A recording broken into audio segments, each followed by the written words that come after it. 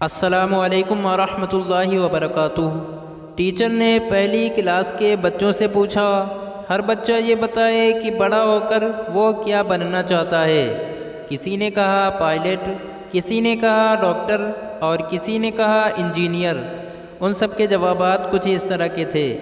ان میں صرف ایک بچے نے کچھ عجیب بات کہی۔ اس کی بات سن کر سب بچے ہنس پڑے۔ کیا آپ کو معلوم ہے کہ اس بچے نے کیا کہا؟ اس نے کہا، میں صحابی بننا چاہتا ہوں۔ استاد کو طالب علم کی اس بات پر بڑا تعجب ہوا۔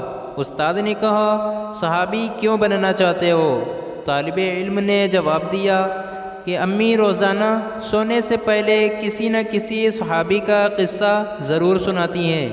وہ کہتی ہیں کہ صحابی اللہ تعالیٰ سے محبت کرتا ہے، اسی لیے میں انہی جیسا بننا چاہتا ہوں۔ استاد خاموش ہو گیا۔ اس جواب پر وہ اپنے آنسو روکنے کی ناکام کوشش کر رہا تھا۔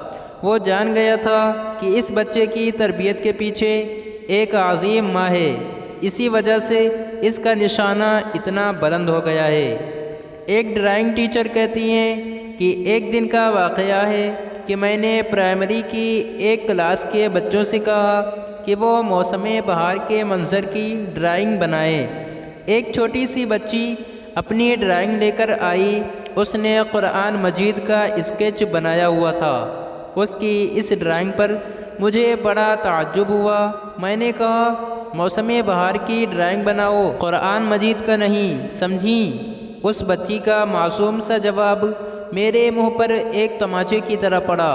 اس نے کہا، قرآن مجید میرے دل کی بہار ہے، میری امی نے تو مجھے یہی بتایا تھا۔ کیسی عمدہ تعلیم تھی وہ! اللہ کی بے نیام ننگی تلوار سیف اللہ حضرت خالد بن ولید جب قرآن مجید ہاتھ میں لیتے تو روتے ہوئے کہتے تھے کہ جہاد نے ہمیں تجھ سے غافل کر دیا ہے اے قرآن۔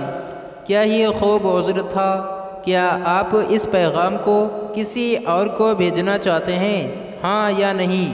اگر ہاں ہے تو اسے اپنے پاس محفوظ نہ رکھیں، بلکہ اسے آپ کے جو عزیز اور محبوب لوگ ہیں انہیں بھیج دیں۔ ہماری زندگی کا ایک سیکنڈ اور گئی ہوئی سانسیں واپس لوٹنے والی نہیں ہیں، اس لیے زندگی کی جو سانسیں بچی ہیں انہیں اللہ کی اطاعت میں گزاریں۔ مزید اچھی ویڈیوز کے لیے لائک، شیئر، کمنٹ اور سبسکرائب ضرور کریں۔ شکریہ۔